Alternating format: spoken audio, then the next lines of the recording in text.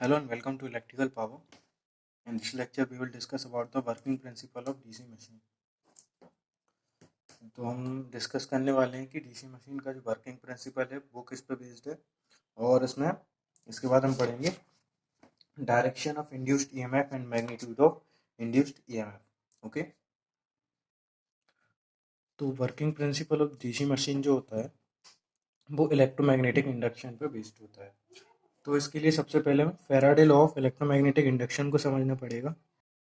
तो जो Faraday law of electromagnetic induction होता है वो क्या बोलता है कि whenever the flux linking with a conductor changes, an electromotive force EMF is set up in that conductor. मतलब जब भी क्या होता है, फ्लक्स हमारा लिंक करता है विद अ कंडक्टर चेंजेस, मतलब कंडक्टर क्या हो रहा है, या तो हमारा फ्लक्स जो है वो वेरिएबल होना चाहिए या फिर हमें क्या करना पड़ेगा, कंडक्टर को रोटेट करना पड़ेगा. तो हमारा जो फ्लक्स लिंक करता है विद अ कंडक्टर चेंजेस, जो कि हमारा क्या कंडक्टर क्या हो रहा है, उसकी पोजीशन चेंज हो रही है बार बार, तो उसकी वजह से क्या होता है, एक इलेक्ट्रोमोटिव फोर्स जो है वो कंडक्टर पर आ जाता है ना.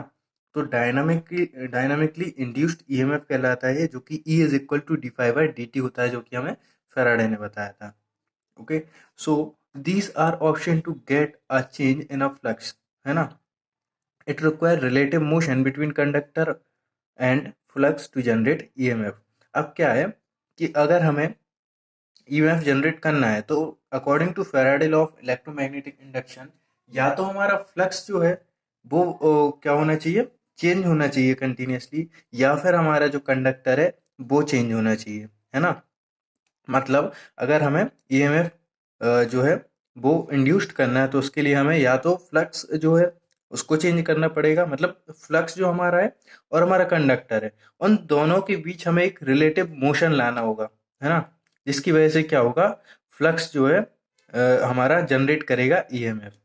और ये जो रिलेटिव मोशन होता है वो कैसे हम ऑब्टेन कर सकते हैं, can be obtain in two way, दो तरीकों से हम इसको ऑब्टेन कर सकते हैं. या तो हम पहला क्या करें, फ्लक्स को स्टेशनरी रखें और कंडक्टर को मूव करें, तो हमारा क्या होगा, ईएमएफ इंड्यूस्ड हो सकता है. या फिर हम कंडक्टर को स्टेशनरी कर दें और फ्लक्स को मूव करें, तो हमारा क्या होगा, ईएमएफ जनरेट होगा. मतलब फैराडे लॉ के अकॉर्डिंग, फैराडे लॉ ने यही बोला था कि जब भी हमें अगर ईएमएफ जनरेट करना है तो हम क्या करेगा, जो फ्लक्स लिंक करेगा वो या तो कंडक्टर चेंज होना चाहिए, या फिर सीधी बात है दो तरीकों से हम कर सकते हैं, या तो हमारा फ्लक्स स्टेशनरी हो जाए, कंडक्टर को हम रोटेट कर दें, और या फिर कंडक्टर हमारा स्टेशनरी हो जाए और फ्लक्स को हम चेंज करें, है ना. तो इसकी वजह से हमारा क्या होता है, ईएमएफ जनरेट होता है. यही हमारा फैराडे लॉ, फैराडे ने बताया था. अब since we are studying DC generator, flux required to produce a motion or EMF induced in case of a generator will be generated from a electromagnet as an effect of DC current. तो जैसा कि हम जानते हैं कि हम study कर रहे हैं अपने डीसी जनरेटर के बारे में, है ना. वर्किंग प्रिंसिपल हम पढ़ रहे हैं किसका, डीसी मशीन का. तो हम उसमें डीसी जनरेटर का अगर के बारे में स्टडी कर रहे हैं, तो जो फ्लक्स रिक्वायर्ड होगा टू प्रोड्यूस अ मोशन, है ना, जो फ्लक्स रिक्वायर्ड होगा मोशन को प्रोड्यूस करने के लिए, और ईएमएफ इंड्यूस्ड या फिर ईएमएफ को इंड्यूस्ड करने के लिए in case of a generator will be generated from a electromagnet as an effect of DC current. तो वो हम कैसे जनरेट करेंगे, वो रिलेटिव मोशन हम कैसे लाएंगे जनरेटर में, रिलेटिव मोशन या फिर इंड्यूस्ड ईएमएफ इंड्यूस्ड करेंगे, वो जनरेटर में किस तरीके से करेंगे, फ्रॉम द इलेक्ट्रोमैग्नेट, है ना. हम एक वहां पे क्या करते हैं, इलेक्ट्रोमैग्नेट क्रिएट करते हैं, जिसकी वजह से क्या होता है, उसका इफेक्ट जो होता है ना, as an effect of DC current. DC current से हम उसको इलेक्ट्रोमैग्नेट सॉरी, वहां पे हम क्या करते हैं, जनरेट करते हैं, है ना. So now electromagnet mean I will have a conductor wound over a magnetic material. अब यहाँ पे इलेक्ट्रोमैग्नेट हमने बोलते थे, इलेक्ट्रोमैग्नेट हम क्या करेंगे, यूज करेंगे. बट इलेक्ट्रोमैग्नेट होती क्या है, तो इलेक्ट्रोमैग्नेट का मतलब सीधा सा है, जब हम कोई कंडक्टर लेते हैं और उसके ऊपर हम क्या करते हैं, है ना, बाउंड कंडक्टर लेते हैं और उसको बाउंड कर देते हैं ओवर अ मैग्नेटिक मटेरियल. कोई भी हमने मैग्नेटिक मटेरियल लिया और उसके ऊपर हम कंडक्टर को क्या कर देंगे, बाउंड कर देंगे. मैग्नेटिक मटेरियल मतलब उसमें क्या होना चाहिए, वो प्रॉपर्टी होनी चाहिए, है ना, मैग्नेटिक प्रॉपर्टी. तो हम उसमें क्या करेंगे, कंडक्टर को बाउंड कर देंगे उस मैग्नेटिक मटेरियल पे, है ना. And that conductor is carrying a current, and that current is responsible for production of flux around it, है ना। फिर हम जैसे ही क्या करेंगे, उस कंडक्टर में करंट देंगे, है ना। तो उस करंट कंडक्टर को जैसे करंट मिलेगा तो वो क्या करेगा, प्रोडक्शन करेगा ऑफ किसका, फ्लक्स का, वो फ्लक्स प्रोड्यूस करने लगता है ना। तो वो हमारी क्या कहलाती है, इलेक्ट्रोमैग्नेट कहलाती है। And that is given bye right hand thumb rule. और उसकी जो डायरेक्शन होती है ना, वो हम कैसे निकाल सकते हैं, द डायरेक्शन ऑफ करंट और direction of magnetic induced magnetic field can be determined by the help of right hand thumb rule, है ना।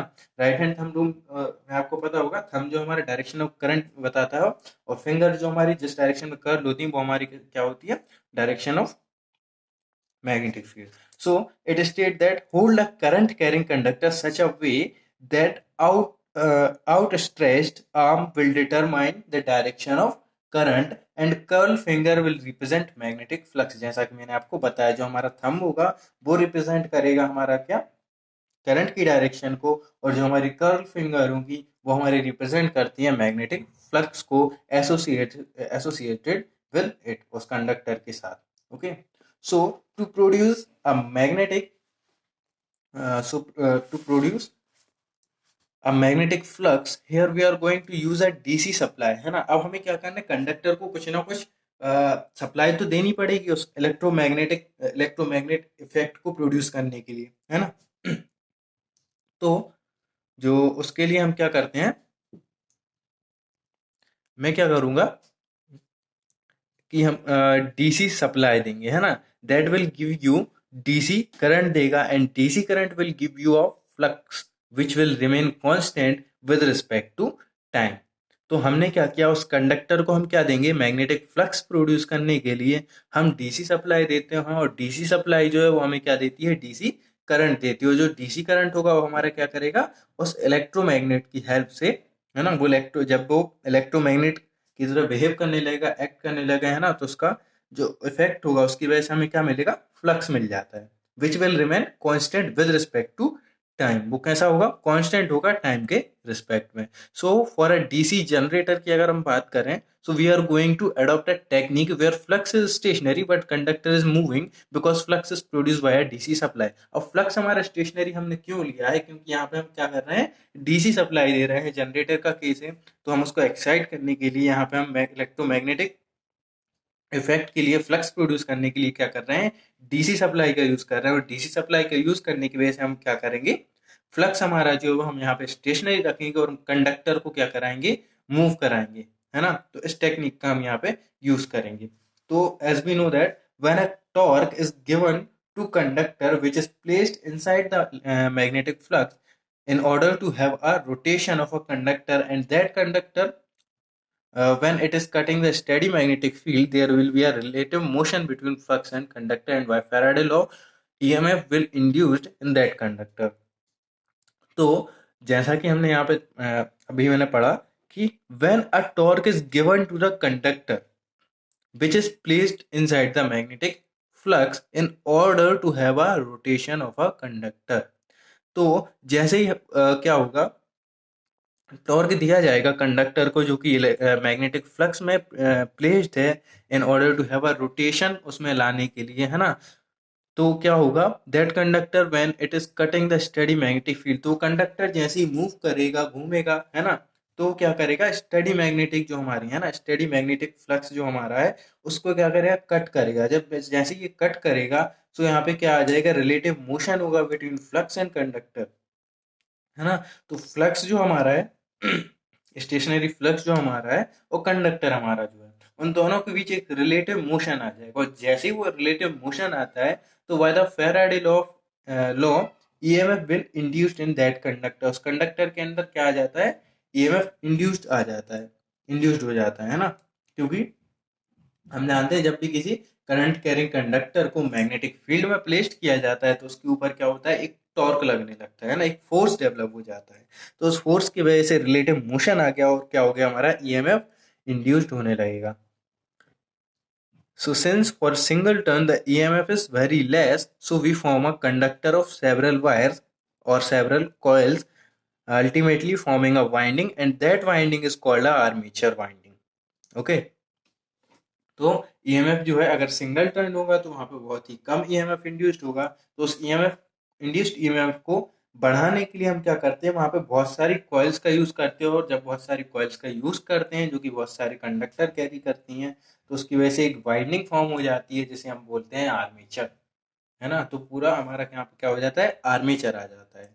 सो अब हमें क्या करना है, अगर हमें डिटरमाइन करना है इंड्यूस्ड ईएमएफ की डायरेक्शन, है ना, तो वहां पे हम क्या करेंगे, फ्लेमिंग्स राइट हैंड रूल का यूज करके डायरेक्शन ऑफ इंड्यूस्ड ईएमएफ पता कर सकते हैं। तो आई होप आपको जो वर्किंग प्रिंसिपल है वो समझ में आ गया होगा।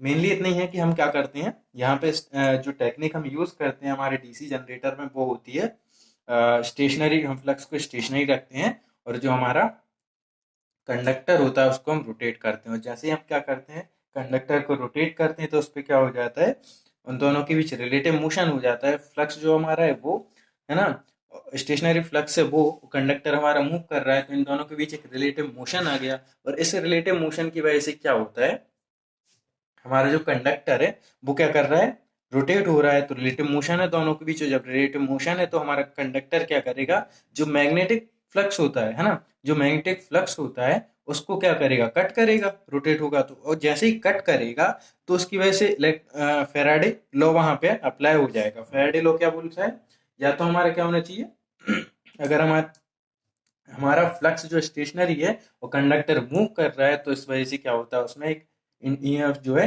इंड्यूस्ड हो जाता है, इलेक्ट्रोमोटिव मोटिव फोर्स वहां पे आ जाता है। तो हमारा फ्लक्स जो है वो कट हो रहा है कंडक्टर से, तो इलेक्ट यहाँ पे हमारा फ्लक्स स्टेशनरी हो गया, कंडक्टर रोटेटिंग हो गया, तो इसकी वजह से Faraday law of electromagnetic induction की वजह से यहाँ पे क्या हो जाएगा, हमारा कंडक्टर में ईएमएफ जनरेट हो जाएगा, और जो ईएमएफ रहता है वह हम उसकी वजह से क्या होता है,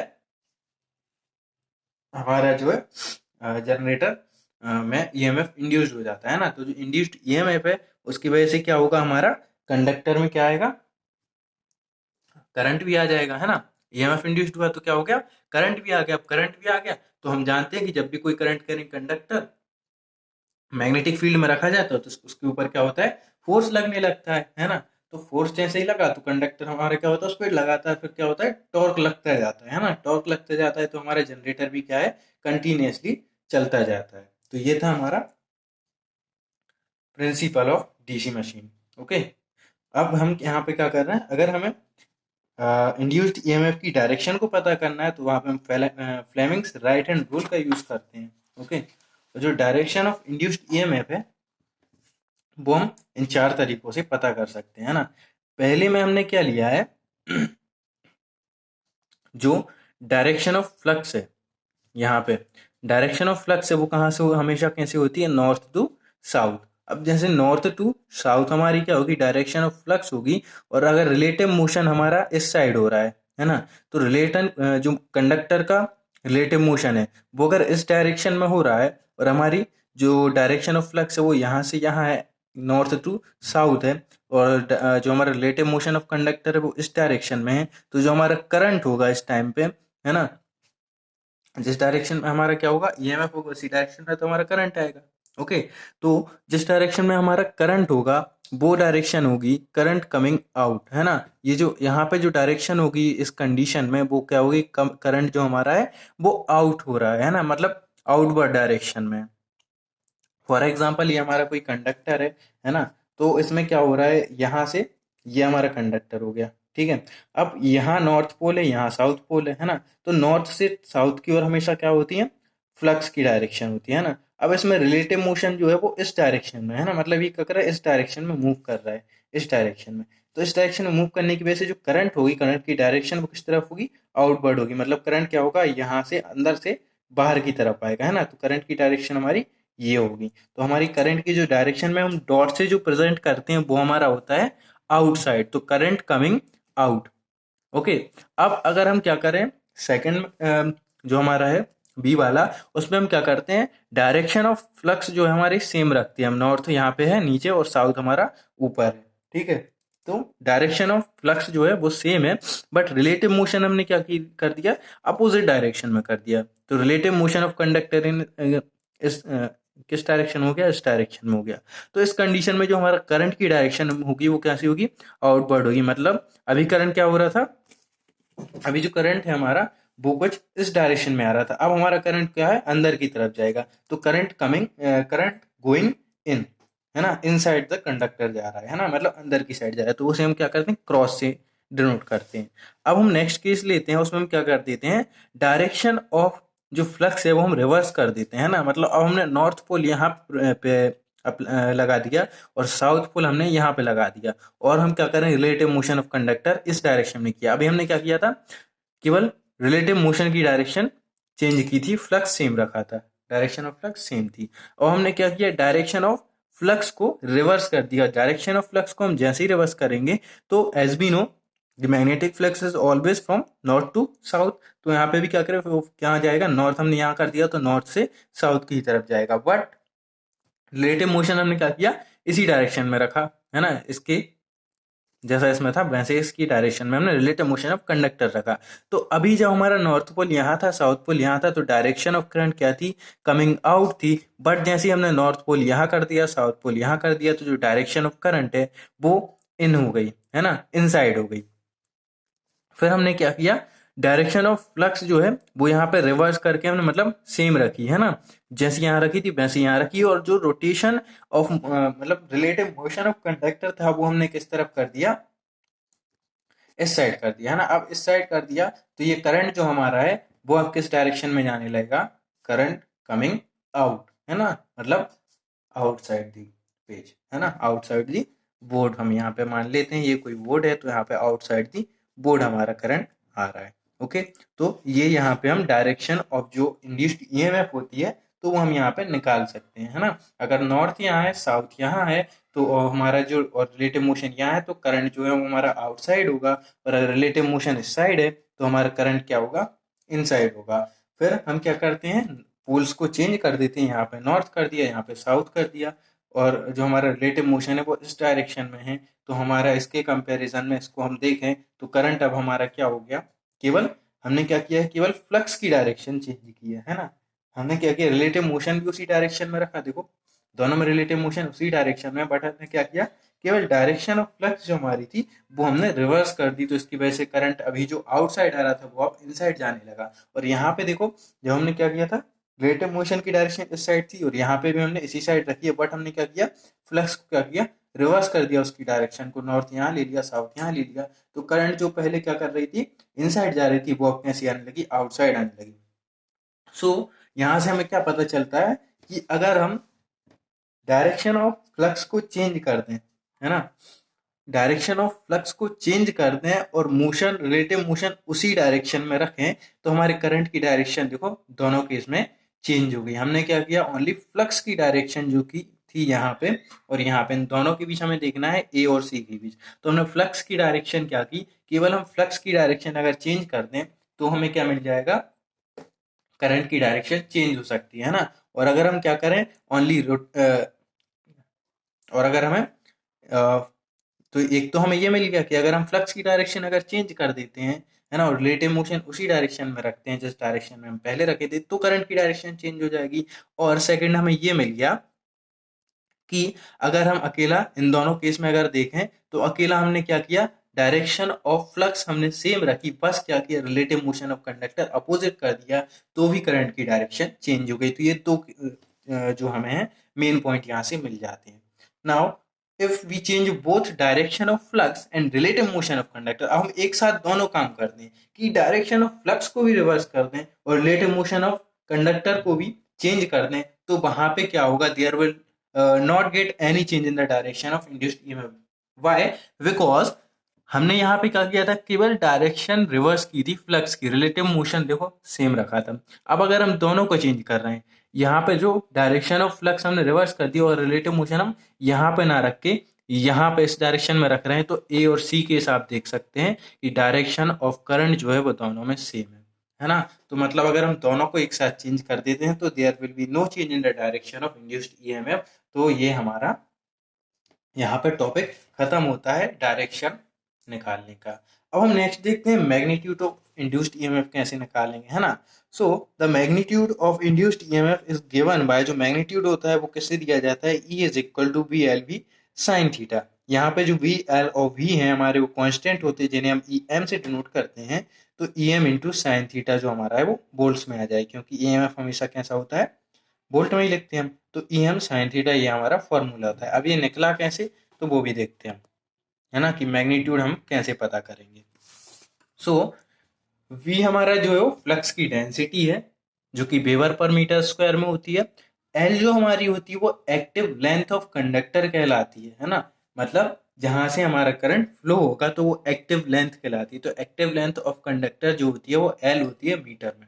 ओके, V जो हमारा होता है वो वेलोसिटी होती है of conductor, relative velocity of conductor with respect to magnetic field metre per second में हम इसको लेते हैं। ओके, तो जो वेलोसिटी है, रिलेटिव वेलोसिटी है कंडक्टर की with respect to magnetic field में, तो वो हमारी क्या कहलाएगी, वी कहलाती है।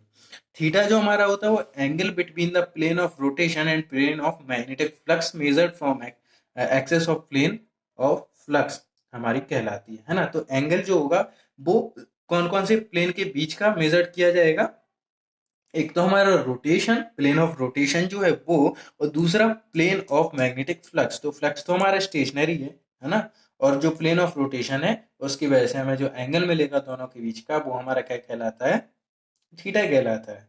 और वी साइन थीटा जो होता है टोटल, वो कंपोनेंट ऑफ वेलोसिटी कहलाता है। ओके, तो magnitude of EMF depends on perpendicular, जो मैग्नीट्यूड ऑफ ईएमएफ है वो परपेंडिकुलर पे डिपेंड करता है component of relative velocity of conductor. और परपेंडिकुलर कंपोनेंट जो होता है ईएमएफ, जो हमारा मैग्नीट्यूड होगा इंड्यूस्ड ईएमएफ का, वो डिपेंड करेगा perpendicular component of relative velocity of conductor. Okay, तो यहाँ पे हम देखते हैं, यहाँ पे हम 3 केस कंसीडर कर रहे हैं। पहले केस में हमने क्या किया है, ये हमारा जो पहली बात तो ये जो प्लेन है ना, ये जो है हॉरिजॉन्टली, है ना, तो ये जो हमारे प्लेन है ये हमारे कौन से हैं, प्लेन ऑफ, जो हमारा प्लेन ऑफ मैग्नेटिक फ्लक्स है वो है, जो कि कैसा रहेगा, स्टेशनरी रहेगा, है ना। और ये जो हमारा प्लेन है जो हमने वर्टिकल लिया है यहाँ पे और यहाँ पे, तो ये जो हमारा प्लेन है, ये प्लेन हमारे कौन से हैं, ये हमारा प्लेन ऑफ रोटेशन कहलाएगा, मतलब कंडक्टर का प्लेन कहलाएगा, है ना। तो plane of magnetic flux first हमने क्या किया, फर्स्ट केस लिया जहाँ पे प्लेन ऑफ मैग्नेटिक फ्लक्स ऐसा है, और हमारा जो कंडक्टर का प्लेन है ना, rotation of plane of rotation जो है वो कुछ एंगल पे है ना, मतलब इसकी एक्सिस ये हो गई और इसकी एक्सिस ये हो गई। ये हमारा प्लेन ऑफ हो गया मैग्नेटिक फ्लक्स एंड ये हमारा प्लेन ऑफ हो गया रोटेशन। तो इन दोनों के बीच एक एंगल फॉर्म कर रहा है, तो वो एंगल हमारा क्या कहलाएगा, उसके 2 कंपोनेंट होंगे, है ना। ये जो एंगल बना रहा है उसके 2 कंपोनेंट होंगे।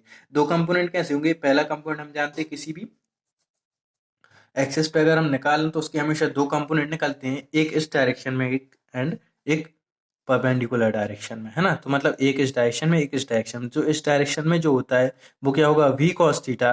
वी जो हमारी है वो वेलोसिटी है ना, velocity, relative velocity of conductor with respect to magnetic flux, क्योंकि हमारा कंडक्टर कैसा है, मूव कर रहा है, तो वहां पे कुछ वेलोसिटी होगी।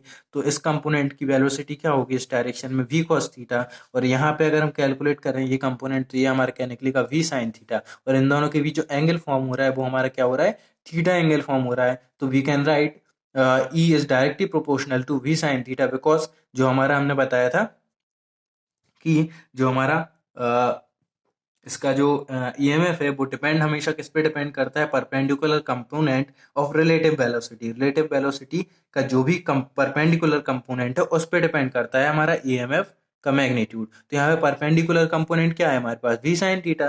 तो हमारा जो इंड्यूस्ड EMF होगा वो किसके डायरेक्टली प्रोपोर्शनल होगा, V sin थीटा के, जो कि क्या है, परपेंडिकुलर कंपोनेंट है ऑफ V का, V मतलब वेलोसिटी का। ओके, नेक्स्ट केस हमने लिया जहां पे हमने प्लेन ऑफ जो है, प्लेन ऑफ फ्लक्स जो है, मैग्नेटिक फ्लक्स जो है वो हमारा सेम रहेगा क्योंकि वो स्टेशनरी रहता है। और कंडक्टर हमने जो है इस कंडीशन में कंडक्टर हमारा कैसा हो गया, हमने माना कि कंडक्टर हमारा 90 डिग्री पे आ गया। तो जब हमने 90 डिग्री पे कंडक्टर को देखा तो इसके इन दोनों के बीच जो एंगल फॉर्म होगा वो हमारा 90 डिग्री का है।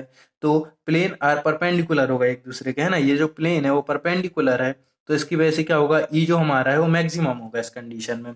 ओके, फिर नेक्स्ट हम देखते हैं हमारा कंडक्टर रोटेट हुआ, जो हमारा मैग्नेटिक फ्लक्स है उसके पैरेलल आ गया बिल्कुल, है ना। रोटेट हुआ जब हमारा कंडक्टर कुछ इस एंगल पे था, है ना, फिर रोटेट होके फुल 90 डिग्री पे आ गया, और फिर क्या हुआ, पूरा रोटेट होके इसके पैरेलल हो गया। तो जब इसके पैरेलल हो जाएगा तो 0 डिग्री पे, जैसा कि हम जानते हैं कि कोई भी प्लेन्स जब प्लेन्स आर पैरेलल हो जाएंगे तो थीटा का जो है वो हमारा 0 हो जाएगा, है ना। 0 हो जाएगा तो इस कंडीशन में हमारा ईएमएफ भी क्या होगा, 0 होगा। तो यहाँ पे जैसा कि मैंने बताया था कि मैग्नीट्यूड जो हमारा डिपेंड करता है वो डिपेंड करता है परपेंडिकुलर कंपोनेंट पे। तो यहाँ पे तो हमारा ई मैक्सिमम तो होगा, बट हमारा जो मेनली डिपेंड करेगा वो परपेंडिकुलर कंपोनेंट पे डिपेंड करता है। तो यहाँ पे जो हमारा इक्वेशन फॉर्म होती है वो हमारी होती है E is directly proportional to V sine theta के। तो जो इंड्यूस्ड ईएमएफ है, जो हमेशा जो इंड्यूस्ड ईएमएफ होता है वो अल्टरनेट होता है नेचर में, है ना। तो induced EMF is alternating nature. So EMF induced in DC machine is AC nature. तो जो भी इंड्यूस्ड ईएमएफ होगा, है ना, वो हमारा अल्टरनेटिंग नेचर में होता है, बट डीसी मशीन में हमारा क्या करता है, हम उसको कम्यूटेटर लगा के डीसी में कन्वर्ट कर लेते हैं। तो जो इंड्यूस्ड ईएमएफ होगा वो अल्टरनेट होगा नेचर में। तो जो इंड्यूस्ड ईएमएफ जो होता है डीसी मशीन में वो हमेशा क्या होता है, एसी नेचर में होता है ना। तो ये ध्यान रखना है कि कभी भी डीसी जनरेट नहीं होती, हम एसी से डीसी बनाते हैं, है ना। डीसी को हम जनरेट नहीं कर सकते, हम एसी मिलती है और एसी को फिर हम by the help of commutator DC में कन्वर्ट कर लिया जाता है। ओके, तो यहाँ पे अगर हम देखें जो हमारा वी एम है वो यहाँ पे नेगेटिव है और यहाँ पे पॉजिटिव है। तो जब हमारा 0 पे होगा तो हमारी जो पल्स जो है वो कुछ इस तरीके से हमारी जो है फॉर्म एसी फॉर्म बनेगी हमारी, है ना।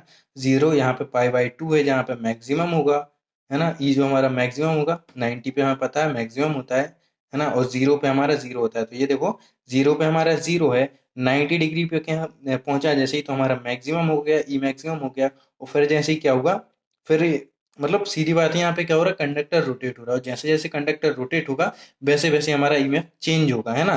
तो 0 पे हमने देखा था, 0 पे क्या होते हैं, 0 डिग्री पे प्लेन एक दूसरे के पैरेलल हो जाते हैं तो ई 0 हो जाता है। तो देखो 0 पे ई हमारा कितना है, 0 है। फिर क्या होगा, जैसे ही हमारा कंडक्टर रोटेट होगा मतलब हमारी क्या हो रही है, वेलोसिटी क्या हो रही, रिलेटिव जो वेलोसिटी है वो इंक्रीज हो रही है ना।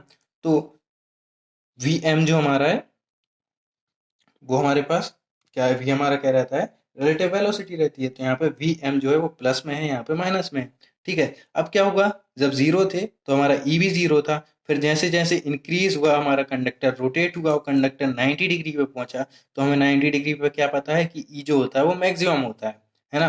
तो ई हमारा क्या हो गया, मैक्सिमम हो गया।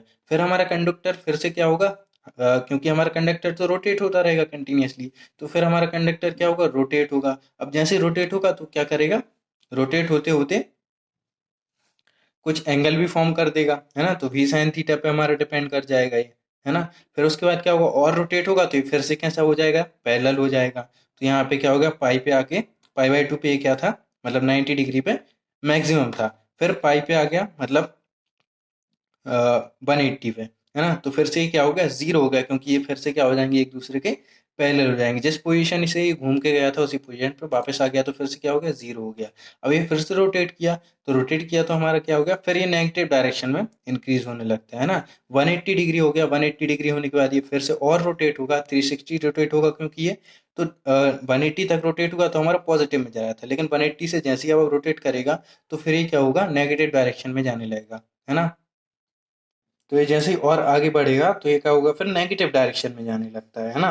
तो नेगेटिव डायरेक्शन में जाएगा तो नेगेटिव डायरेक्शन में फिर क्या होगा, ये पाई से कहाँ गया, 3π/2। जैसे ये 3π/2 पे पहुंचा तो यहाँ पे क्या होगा, जब परपेंडिकुलर हो जाता है एक दूसरे के, प्लेन परपेंडिकुलर हो जाती है तो मैक्सिमम हो जाता है।